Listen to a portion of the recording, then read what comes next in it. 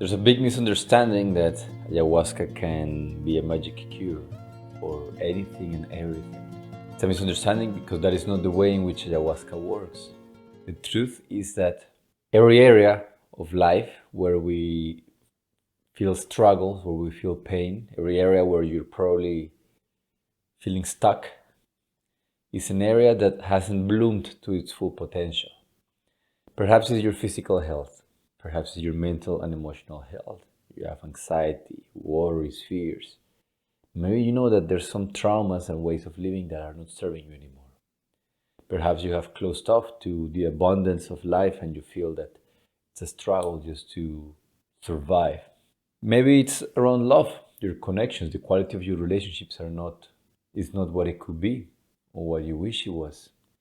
What it means is that there's expectation of the way life should be, the way you think life should be, and there's the reality which is not matching. The distance, and the bigger the distance, is what causes pain. I should be healthy and then my body is a mess. So the more I think I'm a mess and the healthier I think I should be, the more I'm going to suffer. The more money I think I should have and the less I have, the more I'll suffer. The more I feel that my relationships should be a certain way and they're not, then also the same. Not a bad thing. However, can ayahuasca help you with pain in any of these areas? Ayahuasca can create an extremely supportive environment for you to do the work that is required. However, and this was known by all kinds of mystics, teachers across centuries, spiritual mentors, nobody can do the work for you. Nobody can take a step for you that you are not willing to take for yourself. Why? Because one of the essential laws of nature, one of the laws by which the universe was created in relationship to us humans, is that of free will. You are free, meaning you are free to make your life a beautiful experience. You are also free to make your life a total mess. And this freedom is something that the Creator has gifted you with. If you did not have freedom, it would be a tyranny. Imagine what kind of creation would this be if you are forced to be a certain way, or if the source of creation, nature, or God, if you whatever label you feel comfortable with, if it was the God of the Bible or the God of a lot of the Abrahamic religions, it would be a God that demands that you act in a certain way to please Him, otherwise you will get punished. Nothing against those religions, but there's an essential misunderstanding of life, which is that why will anyone give us free will just to punish us for exercising it? That's the thing. Now, in the same way that life is not going to take away your free will to choose the way you want to live, and that choice can be beautiful or it can be ugly. And most people, unfortunately, are exercising that choice in an ugly way, in an unconscious way. Their life happens by accident, not by conscious choice. So, in the same way, life or nature cannot come and just heal you, just cure you of something against your will. However, it wants you to thrive. Ask yourself, what makes a parent happier? What's the only thing a child can give to their parent? It cannot be money.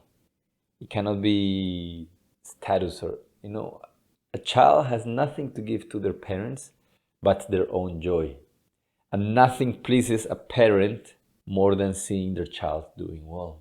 And if the analogy of a child doesn't sit well with you, imagine if you're a creative person, what pleases you the most when you create something? Let's say you created a book, you created a song, you created a piece of art. To see that piece of art, that creation doing well, is what pleases you the most. To see it having a life of its own. Maybe the song spread throughout all the continents. Maybe the piece of art became famous or a lot of people are enjoying it. So the moment that it gathers its own life and it's a life that is beautiful, you feel proud of that. You feel joyful. The same way, nature wants us to be happy, harmonious, free above all. And through our choices, we take that away. So nature will never change you. It will never help you, let's say. but it will do everything it can to create circumstances that make it almost inevitable for you to bloom. The pain that you're suffering right now, if you pay enough attention, is one of these. You may see it as something that you curse, something that shouldn't have happened, something that is wrong. But this is the pain that is waking you up. Only because it hurts so deeply, you're watching this video, you're considering to sit with the medicine. Only because it hurts so deeply, you have embarked a journey of understanding who you are, where you're going, what you want to do with your life. So ayahuasca will not just snap her fingers and make you a different human being. However, she will bring you into a space where if you desire it from the bottom of your heart and you are willing, a shift that fast and that radical can happen. However, if deep in your heart you're not willing to let go of who you are right now, of all the things that you're clinging to, the pain, the insecurities, the inadequacies, if you're too stuck and attached to this, you could be drinking medicine for years and run in circles, because imagine, like a moth to a flame, maybe the moth feels this calling to surrender, to transform itself, in the moth's case, is into heat, light, and ashes, right?